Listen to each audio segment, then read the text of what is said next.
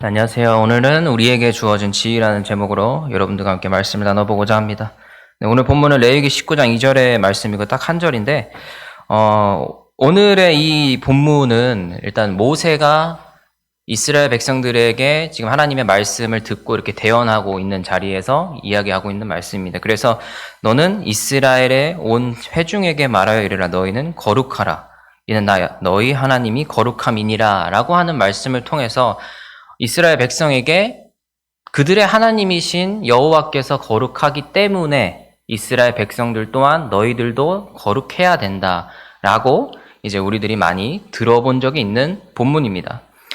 일단 이 거룩이라는 단어가 어떻게 보면 오늘 본문에서 가장 중요한 핵심적인 단어라고 얘기를 할 수 있겠는데요. 이 그리스도인이라는 정체성을 가지고 있는 우리들에게 신앙생활을 하다 보면은 여러분들도 많이 들어보셨을 거예요. 뭐 경건해야 된다, 거룩해야 된다, 뭐 성화에 이뤄야 된다, 뭐 이런 단어들을 많이 들으셨을 거예요. 그리고 특히 우리 교단, 이 성결교회에 다니고 있는 분들은 특히 더 다른 교단의 성도님들보다 뭐 그리스도인은 경건을 쫓아야 됩니다, 뭐 거룩해야 됩니다, 이런 말씀들을 많이 들어보셨을 거예요. 정말 우리는 신앙생활하면서 이런 내용들을 많이 듣게 되는데요. 앞서 말한 이제 경건, 뭐 성화, 거룩, 뭐 여러 가지의 다양한 표현들이 있어요. 이렇게 거룩해야 된다라고 하는 이 말에 대한 다양한 표현들이 있는데, 오늘 말씀을 전할 때는 일단 이 본문의 19장 2절에 이제 거룩하다라는 표현이 나오니까 일단 거룩하다는 그 단어로 일단 좀 통용을 해가지고 사용을 하도록 하겠습니다. 신학적으로 이제 다른 의미가 있을 수 있어서 일단 그거를 거룩이라는 단어로 통일을 하고 지나가는 걸로 일단 정리를 해보겠습니다. 그래서 이제 우리가 이 지점을 한번 거룩에 대한 부분들을 얘기를 좀 나눠보고 싶은데요. 자, 일단 질문을 하나 해보도록 할게요. 여러분들은 거룩한 삶을 과연 살고 계십니까?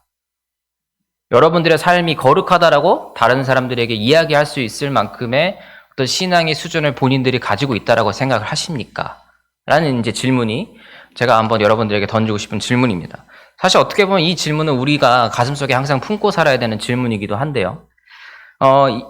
거룩이라고 하는 부분들, 그리고 거룩해야 한다라고 하는 오늘 본문의 말씀을 따라 보면은 우리가 거룩을 하고 싶어 한다면, 또 그렇게 노력한다면 거룩해질 수 있는 것 같은 느낌이 들어요. 오늘 본문을 보면. 본문 잠깐 한 번 더 볼게요. 자, 너희는 거룩하라. 이는 나 여호와 너희 하나님이 거룩함이라. 그러니까 여러분들은 거룩하도록 하나님에게 명령을 받은 거죠. 너희들은 거룩해라. 그럼 우리가 열심히 노력하고 율법을 잘 지키고 잘 따른다면 하나님의 백성이 되어서 거룩한 백성이 될 수 있습니까? 거룩한 자가 될 수 있는 것입니까? 라는 질문이 들어야 됩니다. 여기서. 내가 거룩하라라고 했을 때 우리가 노력한다면 거룩해질 수 있는가? 하나님의 율법을 다 지킬 수 있는가?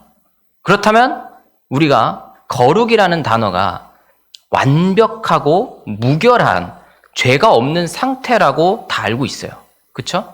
이 단어에 대해서 우리는 뜯어보면 완전 무결하고 흠이 없는 상태라는 걸 우리가 알 수 있어요. 근데 인간이 그게 가능할까요? 안 되죠. 현실적으로. 그렇기 때문에 우리는 이 거룩이라는 개념은 하나님한테만 쓸 수 있는 신적인 개념인 거예요. 그냥 단순하게만 살펴보더라도. 이 거룩이라는 개념은 인간에게 쓸 수 없는 표현이에요. 사실상. 하나님에게만 쓸 수 있는 표현이에요. 근데 하나님께서 우리들에게 거룩하라라고 하셨다면 우리가 기존에 알고 있는 지식대로 만약에 이 거룩을 우리가 노력하면 얻을 수 있는 것처럼 이 느껴지는 이 본문의 뉘앙스를 따라간다면 우리가 율법을 잘 지키고 율법을 어기지 않으면 곧 거룩해진다라고 한다는 표현은 다르게 말하자면 하나님처럼 될 수 있다는 뜻과 같아요. 그렇죠? 이렇게 연결이 돼요. 논리적으로 봤을 때. 그렇다면 우리가 율법을 잘 지키고 하나님 말씀 잘 순종하고 교회 생활 헌신 잘하고 봉사 잘하고 헌금 잘하고 뭐 여러 가지 우리가 교회에서 말하는 믿는 신앙인으로서의 좋은 본을 보이는 상태에 여러분들이 있다고 한다면 우리는 하나님처럼 될 수 있는 겁니까? 라는 생각이 이 19장 2절에서 한 번쯤 우리는 들어야 된다는 거예요. 거룩하라. 하나님이 거룩하라라고 우리에게 말씀하셨어요. 그리고 우리는 그거를 위해서 거룩하게 되기 위해서 노력을 하고 있죠. 신앙생활 하면서. 누구나 노력하고 있잖아요.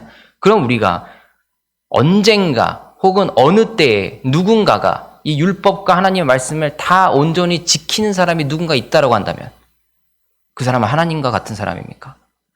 성경에서 당대에 의인이 없을 정도의 최고의 의인이었다라고 말하고 했던 그런 인물들은 노아와 같은 사람도 있겠죠. 성경에서. 하나님과 같은 사람입니까? 라고 했을 때 우리는 분명히 여기에는 인간과 하나님 사이에 넘을 수 없는 질적으로 너무나 다른 차이가 있다는 것을 알아요. 이렇게 비유를 해보면.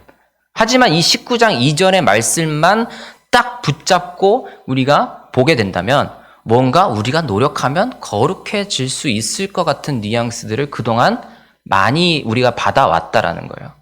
그리고 그 부분에 대해서 우리가 전혀 생각해보지 못하고 그냥 내가 열심히 노력해서 거룩하게 돼야지 라고만 생각하면서 우리가 신앙생활을 해왔다는 것을 저도 그렇고 우리 모두가 고백을 해야 됩니다. 이 부분이 왜 중요하냐면 결국엔 이 거룩하게 되도록 내가 노력하면 거룩하게 될 수 있다라는 이 느낌 자체, 이 방향 자체는 뭔가 내가 노력하면 구원을 얻어낼 수 있다라는 것과 같아져요. 거룩하다라는 건 곧 성도가 됐다라는 거예요. 그러면 이미 구원받은 백성이란 뜻이에요. 이 성도라는 뜻 단어 안에 들어가 있는 의미 자체가. 그렇다면 우리는 거룩하게 되었다라는 거는 성도가 됐다는 거고 성도가 됐다는 건 구원을 받았다라는 건데 우리가 노력해서 거룩해질 수 있다는 건 노력해서 구원을 받을 수 있다는 뜻이 되는 거죠. 그러면 예수님이 필요합니까? 우리가 노력해서 구원을 얻을 수 있다면 왜 예수님이라는 존재가 필요할까요? 그리스도라는 존재가 왜 이 땅에 내려오셔서 우리를 위해 죽으셨어야 할 이유가 어디 있나요? 왜 오셨을까요? 인간이 실패했기 때문에 오신 거 아닙니까? 우리의 노력으로는 구원에 다다를 수 없기 때문에 그리스도께서 오신 거 아닙니까? 이 부분을 우리가 신앙생활하면서 가지고 있고 가장 중요한 그리스도인의 신앙의 핵심이라는 것을 우리가 알고 있음에도 불구하고 우리가 거룩해지기 위해서 노력해야 된다는 부분에 대해서는 전혀 생각해보지 않으면서 그냥 거룩해져야지, 노력해야지, 신앙생활 열심히 잘해야지 연결시키지 않고 우리가 신앙생활을 했다는 거예요. 과연 우리가 거룩해지기 노력한다면 그리스도가 필요 없을 정도의 신앙에 도달할 수 있느냐? 그리스도 없이 기독교의 신앙이 이야기될 수 있느냐? 그리스도 없이 우리가 믿음 자체를 가질 수 있느냐? 이 방대한 질문에 우리는 이 19장 2절이라는 한 절의 말씀을 통해서 다다를 수 있다는 거예요. 이게 굉장히 거룩하라라고 하는 그 말씀 한마디에 담겨있는 의미가 우리에게는 더욱더 크게 다가올 수 있을 만큼의 많은 이야기들을 지금 오늘 본문이 담고 있다는 겁니다. 하지만 제가 오늘은 일단 19장 2절 이 한 절만 가지고 왔지만 항상 본문은 그 맥락이 중요한 법이죠. 일단 레위기라는 이 본문에 위치해 있기 때문에 오늘의 이 한 구절이 어떻게 보면 되게 우리가 레위기라고 하는 이 책이 가지고 있는 이미지가 뭔가 매뉴얼 같고 뭔가 이거를 따라 지켜야 될 것만 같은 율법의 이미지가 있어요. 거의 우리가 항상 레위기를 보면은 이 제사는 이렇게 지켜야 되고 제사장은 이 옷을 입어야 되고 누구 백성은 어디에서 지낼 것이고 성막을 어떻게 만들고 누가 예배를 드리고 누가 진행을 하고 이런 내용들이 담겨 있잖아요. 그러다 보니까 뭔가 이 말씀 레위기 안에 있는 모든 말씀들이 우리가 지켜야 되는 뭔가 규칙 같은 거라는 느낌을 항상 많이 받게 돼요. 그러니까 따분하고 우리가 가장 많이 읽지 않는 성경 중에 하나가 레위기가 되는 거죠. 사실 레위기는 거의 앞부분에 있는 성경인데도 불구하고 가장 읽혀지지 않는 성경 중에 하나예요. 그렇기 때문에 우리가 이 레위기에 대해서 그렇게 깊게 고민해 본 적도 없고 그냥 통독을 위해서 지나가는 하나의 과정이라고 생각하면서 넘어가는 일이 너무나 많이 있었죠. 사실 이거는 현실적으로 우리가 모두 다 경험한 부분이니까 다 이해하실 거라 생각이 들어요. 그래서 이 행위적인 부분들을 우리가 거룩함에 대해서 계속 연결을 시킨다. 너희가 노력하면 거룩해질 것이다. 율법을 지키면 하나님처럼 될 수 있을 것이다. 라고 하는 이 잘못된 생각으로 빠질 수 있는 이 위험이 있는 이 본문을 우리는 어떻게 오늘날에 다시 이해를 해야 될까라는 게 중요하겠죠. 일단 거룩에 대해서는 우리가 조금 다른 생각을 가져야 돼요. 우리가 어떤 행위적인 부분, 율법을 지킴으로써 우리가 뭐 거룩해질 수 있다. 뭐 이런 부분들을 분명히 포함하고 있지만 그런 것들을 우리가 단편적으로만 봐서는 안 된다라는 거예요. 거룩은 우리의 정체성이에요. 정체성이라고 하는 것은 우리가 어떤 삶을 살고자 하는 것인지에 대해서 우리 자신이 그것을 드러낸다는 것에 있어요. 우리의 삶을 통해서 드러난다. 혹은 우리의 생각 자체가 어느 방향으로 가는지 그것이 우리의 정체성을 드러내게 됩니다. 결국엔 성경은 우리의 기독교인으로서 그리스도인으로서의 정체성이 거룩함이라는 것을 이야기하고 있어요. 자, 우리가 만약에 앞서 계속 말씀을 드렸지만 거룩을 행위적인 것에만 계속 우리가 생각을 하게 된다면 예전에 이단이 있었어요. 펠라기우스라고 하는 사람이 있었는데 이 사람들은 거룩해지면은 우리가 노력하면은 거룩해질 것이고 그러면 우리가 구원을 받을 것이다 라고 생각을 했어요. 그래서 이단으로 정제됐던 초대교회에 이단이 있었어요.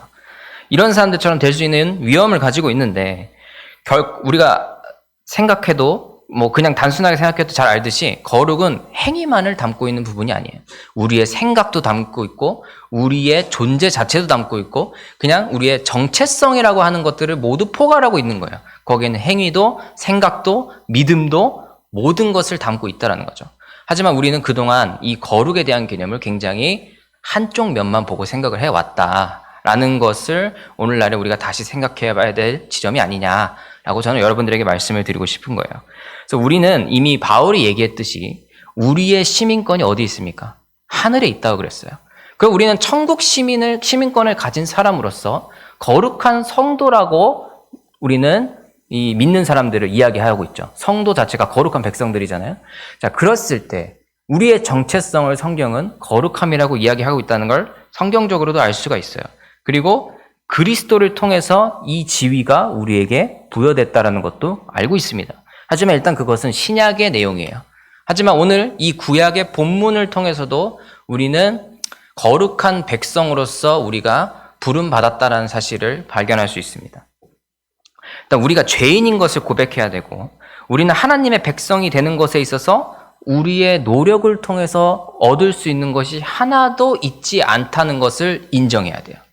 우리가 도대체 무엇이 잘났길래 하나님의 백성이 될 수 있는 여지가 있습니까? 우리는 그런 여지조차 없는 존재적으로 죄인입니다. 그거는 이제 우리가 창세기에서 이미 선악과 사건을 통해서 드러난 사실이고 우리 인간이 이미 죄를 가지고 있다는 사실을 성경이 드러내고 있고 하지만 그럼에도 불구하고 하나님이 우리를 다시 붙잡기 위해서 손을 내미셨다라는 게 성경이 가지고 있는 내용이에요. 이게 사실 우리가 가지고 있는 구원에 대한 이야기의 핵심적인 부분입니다. 우리가 먼저 죄를 지었고 우리가 손을 내민 게 아니라 우리가 죄를 지었는데 피해를 당한 하나님이 먼저 우리에게 손을 내밀어 주셨다는 사실에 있어요. 그것만 봤을 때 우리는 이미 은혜로 구원을 받았음을 고백할 수밖에 없습니다. 그것이 성경이 우리에게 이야기하고 있는 부분이에요. 그리고 이 부분들을 우리는 거의 신약의 전통 안에서, 신약의 메시지 안에서 대부분 많은 사람들이 받아들이고 있다는 거예요. 그거는 그런 부분들을 신약이 많이 얘기하고 있는 건 분명합니다. 하지만 우리는 성경이 전체적으로 그러한 메시지들을 구약 안에서도 발견할 수 있는 눈을 가지고 있어야 돼요. 왜냐하면 성경은 하나의 주제로 관통한다는 게 이야기하기는 좀 힘들 수 있지만 우리가 보편적으로 얘기하는 거는 구속사적인 관점을 가진다 이렇게 얘기를 하잖아요. 속박으로부터 구원하는, 죄로부터 인간을 구원하는 하나님의 큰 역사가 성경의 전체적인 역사다라고 이야기를 하는 걸 봐왔을 때 우리는 구약을 봐와서도 그런 메시지들을 발견할 수 있어야 된다는 거죠. 그래서 오늘 본문을 조금 더 분석하면서 살펴볼 필요가 있어요. 이 구약의 말씀에서 그런 내용들을 뽑아내기 위해서. 일단 하나님이 내가 거룩하니 너희도 거룩하라라고 말씀하신 이 장면 속에서 우리가 이 구절을 통해서 우리가 그래 내가 거룩해져야지, 거룩한 사람이 돼야지, 거룩한 백성이 돼야지 라고 다짐을 하게 된다 이 말입니다. 이 19장 2절의 말씀을 통해서 물론 다른 본문에도 뭐 거룩하라, 뭐 경건해라 이런 말이 있지만 가장 대표적으로 우리가 많이 들었던 이 내가 거룩하니 너희도 거룩하라. 이 말은 19장 2절로 대표돼요. 근데 이 문법을 좀 살펴볼 필요가 있습니다. 히브리어 문법을 좀 살펴볼 필요가 있는데 본문을 좀 분석을 해보면은 너희는 거룩하라라고 하는 이 부분을 우리는 히브리어 안에서 그 당시 이스라엘 사람들이 썼던 언어 안에서 세 가지의 경우로 번역이 될 수 있습니다. 세 가지로 번역이 될 수 있어요. 자, 그래서 제가 적어놨는데 첫 번째, 거룩할 것이다. 두 번째, 거룩해야 한다. 세 번째, 거룩할 수도 있다. 이 세 가지 해석 모두가 히브리어 문법 안에서 가능한 해석입니다. 이거 세 가지 다 가능한 해석이에요. 하지만 이 개역 개정이라고 하는 우리 한국어 성경에서는 두 번째로 번역이 된 거예요. 거룩해야 한다. 거룩하라. 명령형으로 쓰였다라는 거예요. 그래서 이 거룩해야 한다의 번역을 선택한 이유도 분명히 있겠죠. 그리고 이 세 가지 중에 우리가 하나의 번역을 만약에 택한다고 했을 때 중요한 부분은 이 본문이 위치하고 있는 이 전체적인 맥락이 어떤 방향성으로 우리에게 이 거룩하라라고 하는 말씀을 전달하고 있느냐가 이 세 가지 해석 중에 하나를 선택하는데 가장 중요한 이유가 될 겁니다. 그래서 이 개역 개정을 번역했던 분들은 두 번째, 거룩해야 한다라고 하는 하나님의 명령을 백성들에게 전달하고 있다고 생각을 했기 때문에 두 번째 번역을 택하셨을 거예요. 하지만 이 첫 번째, 두 번째, 세 번째가 다 가능은 하다는 거예요. 문법적으로는 틀리지 않아요. 근데 세 번째는 아마 아닐 겁니다. 거의 많은 학자들은 세 번째는 거의 이야기하지 않아요. 거룩할 수도 있다. 그럼 거룩 안 할 수도 있다는 얘기잖아요. 그거는 아니에요. 이 세 번째 해석은 거의 지지되어지지 않은 해석입니다. 그리고 한국에서는 좀 보수적으로 이제 해석하는 경우에 이제 거룩해야 한다라는 부분들을 영어 성경도 그렇고 그렇게 번역을 하고 있어요. 하지만 요즘 좀 대두되고 있는 해석은 첫 번째예요. 거룩할 것이다. 그리고 이거를 수동으로 바꾸면 거룩하게 될 것이다 라고 한다는 거예요. 그러니까 이 두 번째 해석이 그동안 우리가 성경을 읽어오면서 느꼈던 이 개역개정의 해석, 거룩해야 한다라는 말씀을 했을 때 우리가 뭔가 노력하면은 거룩할 것 같은 느낌을 준다라는 거예요. 제가 앞서 말씀드렸던 것처럼. 하지만 오늘날에 우리가 가지고 있는 이 신앙의 모습 속에서 우리가 노력하면 된다라고 한다는 게 어떻게 보면 이단적인 생각 같고 예수님이 필요 없는 것 같고 그럴 수 있지만 더 큰 문제는 우리의 현실 속에서 제가 지난번에 광야와 순종이라는 설교를 통해서 말씀드렸던 것처럼 내가 했던 순종과 행위가 나의 바벨탑이 될 수 있다라는 거예요. 남을 정죄할 수 있는 어떤 무언가에 나의 명예를 드높여주는 혹은 나 자신을 올려놓는 행위가 될 수 있다라는 거예요. 그런 것들까지 포함해서 행위주의적으로 갈 수 있는 여지를 거룩해야 한다라고 하는, 거룩하다라고 하는 이 해석이 연결될 수 있다라는 거예요. 그 위험성을 가지고 있다라는 거예요. 그래서 우리가 이 구원론적으로 생각하는 것뿐만 아니라 우리의 삶 속에서도 이거를 다른 사람들을 정죄할 수도 있는 지점에 우리의 행위가 있다라는 것을 항상 염두해야 됩니다. 그렇기 때문에 이러한 한국교회의 현실 속에서 우리가 분명히 거룩하려고 노력하는 것도 중요하지만 거룩할 것이다 라고 하는 거는 너희가 아무것도 하지 않아도 내가 거룩하기 때문에 너희는 나의 백성이다. 그러니까 너희도 거룩하다라고 하나님께서 우리를 향해서 선포하시는 말씀으로 이해될 수 있다라는 겁니다. 이 첫 번째 해석을 견지했을 때 우리는 이미 거룩한 백성입니다. 이게 왜 가능할까요? 제가 앞서 말씀드렸던 것처럼 거룩이라고 하는 것은 하나님의 속성이에요. 인간이 노력을 통해서 도달할 수 있는 속성이 아닙니다. 신의 속성이에요. 우리가 할 수 없기 때문에 아무리 노력하고 발버둥 쳐도 우리가 온전해지고 완전 무결한 존재가 될 수 없기 때문에 이 거룩이라고 하는 것은 인간 스스로의 노력이 아니라 그 속성 자체이신, 거룩 그 자체이신 하나님께서 우리에게 부어줄 때만 인간에게 거룩하다라고 쓸 수 있다는 거예요. 이게 우리의 논리적인 흐름으로 이해가 될 거예요. 그래서 이 첫 번째 해석이 가능한 이유는 바로 이것 때문입니다. 거룩은 하나님의 속성이기 때문에 하나님이 부어주셔야만 우리에게 쓰일 수 있는 말이라는 거예요. 그렇기 때문에 우리는 거룩한 백성이고 성도라고 이야기를 스스로 할 수 있는 겁니다. 그게 우리가 잘해서 그런 게 아니에요. 우리가 노력해서 성도라고 부를 수 있는 게 아니에요. 하나님이 이미 부어주셨고 그거를 우리가 믿음으로 성도라고 얘기할 수 있는 겁니다. 그리고 그게 우리의 정체성이라고 이야기를 하는 거예요. 이게 성경적으로 오늘날에 필요한 해석이라고 저는 믿어 의심치 않습니다. 우리가 가지고 있는 얼마나 그동안 한국교회가 열심으로 예배도 수없이 드리고 다른 나라에 비해서 우리가 행위적으로 부족한 게 뭐가 있었어요? 그동안 부흥의 역사가 일어날 때 한국교회가 이만큼 부흥의 성장을 하는 동안 우리 행위가 무엇이 부족했습니까?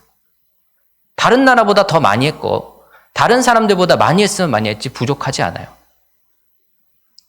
근데 그 부분이 우리 스스로가 다른 사람들을 정죄하고 내 스스로가 높아지게 되는 부작용을 낳았다라는 거예요. 그렇게 많이 했던 우리의 순종이. 우리가 스스로 거룩한 백성이라고 이야기하지만 거룩하다라 백성이 해야 되는 행동을 하는 것을 많이 해왔지만 실질적으로 믿지 않는 사람들에게는 어떻게 저런 사람들이 거룩한 백성이냐라는 비난을 들을 수 있는, 비난을 듣고 있는 오늘의 한국교회가 됐다라는 거죠. 이 말은 우리가 순서가 잘못됐다라는 걸 뜻해요. 내가 노력하고 내가 이렇게 행위를 열심히 하고 하시면 하나님께서 알아주시겠지. 그러면 내가 거룩한 백성이 되겠지. 이게 아닙니다.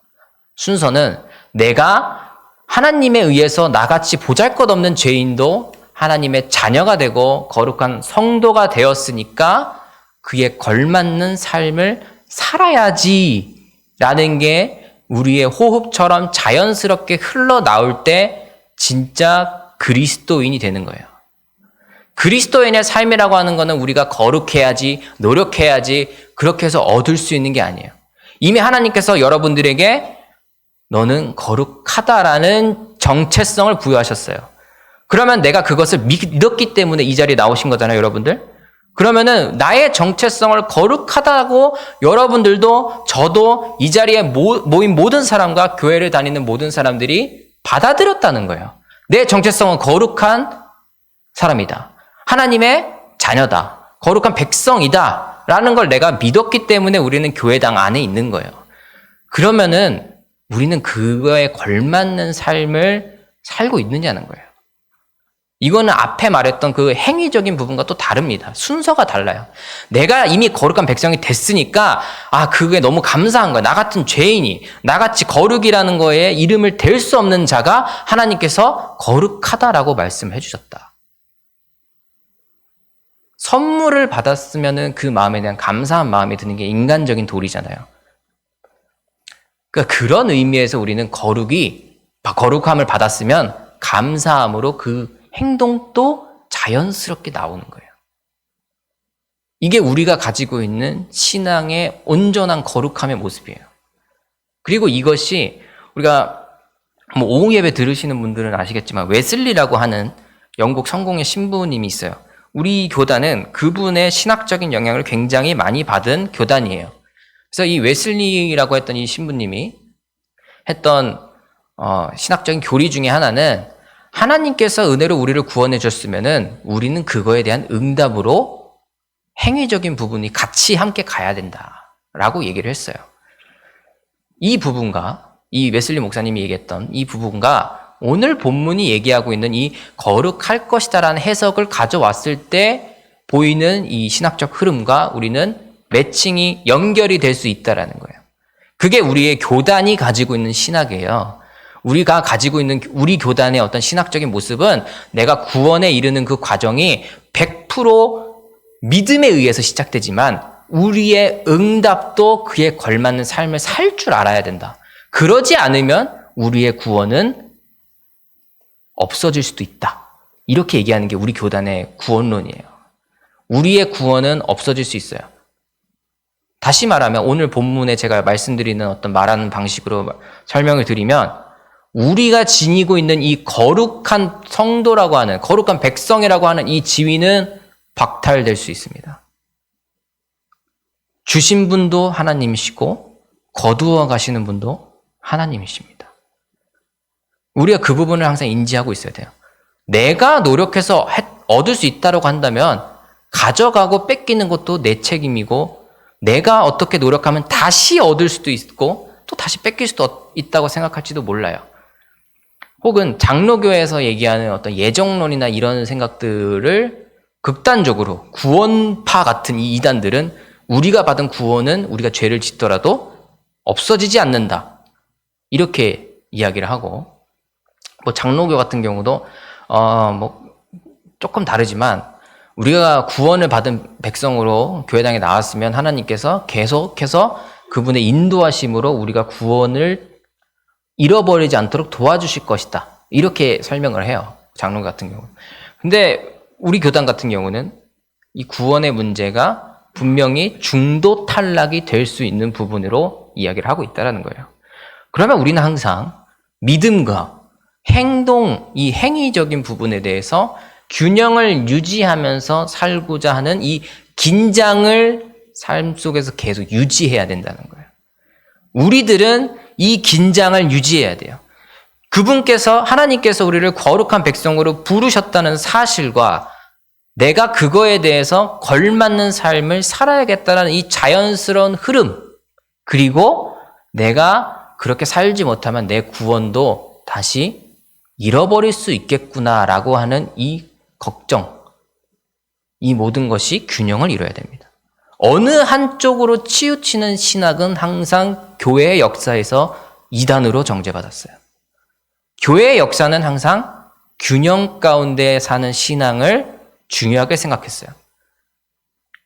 그건 뭐 이제 교리사를 하다 보면 여러분들 뭐 아실 수 있지만, 나중에 그런 기회가 있을지 모르겠지만, 그런 일이 정말 너무도 많습니다. 항상 이것만 중요해 하는 사람 치고 이단이 안 된 사람이 없어요. 이것도 중요해라고 하는 사람이 항상 교회 역사에 기록된 사람이에요. 그 부분을 우리가 역사를 보면 알 수 있는데, 오늘의 신앙에서도, 우리가 살고 있는 이 현실에서도 항상 그 균형이 중요하다는 사실을 잊지 마시기 바랍니다. 제가 왜 이 할 것이다라는 표현을 통해서 우리가 거룩한 백성으로 하나님에게 이미 부름 받았다는 사실을 이야기하는 것은, 지금 오늘날의 현실이 내가 노력하면 거룩할 수 있겠구나라고 하는 부분으로 너무 치우쳐져 있기 때문에 말씀을 드리는 거예요. 제가 이 부분이 중요하지 않다라고 말씀드리는 게 아니에요. 결국엔 제가 궁극적으로 여러분들께 드리고 싶은 말씀은 그냥 균형을 유지하는 신앙이 오늘날에 필요하다라는 부분을 위해서, 우리의 상황 속에서는 우리가 이미 거룩한 백성으로 부름받았다는 사실을 우리가 이 19장 2절의 본문을 통해서 받아들일 수 있어야 된다는 것을 여러분들에게 말씀드리기 위해서 이렇게 전달하고 있는 겁니다. 그래서 이 지위를 우리는 잊지 말아야 돼요. 이 지위는 곧 하나님의 속성이고, 제가 앞서 말씀드렸던 것처럼 우리는 받을 수 없는 이 지위를, 우리가 이미 떨쳐냈던 이 지위를, 선악과 사건을 통해서 우리가 쳐냈잖아요. 먼저 쳐냈잖아요. 근데 우리가 먼저 손을 내밀어서 하나님 다시 돌아가게 해주세요, 이게 아니고, 하나님께서 우리에게 먼저 손을 내밀어 주셨다는 사실에 우리가 그것을 은혜로 받아들이는 가장 핵심적인 부분이 있다는 거예요. 그렇지 않고서는 우리가 내밀면 받을 수 있구나, 이러면 기독교의 메시지가 아니에요. 우리가 구하지 않았는데도 너무도 큰 걸 준 거예요. 하나님만 가질 수 있는 이 성품을, 속성을 인간에게 주셨다는 그 사실 자체만으로도 우리는 너무 감사함에 벅찰 수밖에 없어요. 우리가 어떻게 가만히 있을 수 있겠어요? 그러면은 당연히 그냥 자연스럽게 내가 노력해야지라는 마음이 들지 않더라도 그게 걸맞는 삶을 내가 살아야겠구나라는 게, 그런 마음이 들어야 되는 게 우리의 자연스러운 흐름이라는 거예요. 그게 우리 기독교가 가지고 있는 이 거룩의 자연스러운 모습이에요. 그리고 그것이 우리가 가지고 있는 구원에 대한 메시지예요. 우리가 가지고 있는 이 구원의 메시지 또한 이 거룩의 메시지와 다르지 않습니다. 말씀드렸던 것처럼. 결국에는 그리스도를 통해서 우리에게 이 거룩한 백성이라고 하는 표현이 우리에게 도달했어요. 이 모든 세상의 모든 사람들에게. 그리고 그 부분들을 구약에서도 일맥상통하게 저는 이 해석을 통하면 같이 가고 있다는 걸 보여준다라고 생각을 해요. 구약도 신약도 모두 우리에게 하나님께서 주어주신 이 은혜가 너무도 크기 때문에 우리의 노력으로 얻을 수 있는 것이 아니고 그저 하나님께서 부어주시는 선물로 받아들일 수밖에 없구나를 고백하는 게 우리가 가지고 있는 신앙의 모습이고 또 은혜의 모습이에요. 그 부분을 우리가 놓쳐서는 안 됩니다. 이 부분이 우리 기독교 신앙이 가지고 있는 가장 저는 은혜로운 모습이라고 생각을 해요. 우리가 구할 수 없는 것이기 때문에 거저 주셨다라는 것. 구원이라는 것이 너무 크기 때문에 선물로 거저 주셨다는 것. 똑같이 거룩이라는 것도 너무 크기 때문에 우리에게 거저 주셨다라는 것. 여러분은 이미 거룩한 백성으로 부름받아 나선 몸들입니다. 그것이 우리의 신앙의 정체성이고 나라고 하는 한 사람이 그리스도인으로서 드러내야 할 정체성이에요. 그리고 그것이 오늘의 제목처럼 우리의 지위라는 거예요. 지위라는 것은 결국엔 우리가 그에 걸맞는 삶도 보여줘야 될 때 그 지위가 의미가 있습니다.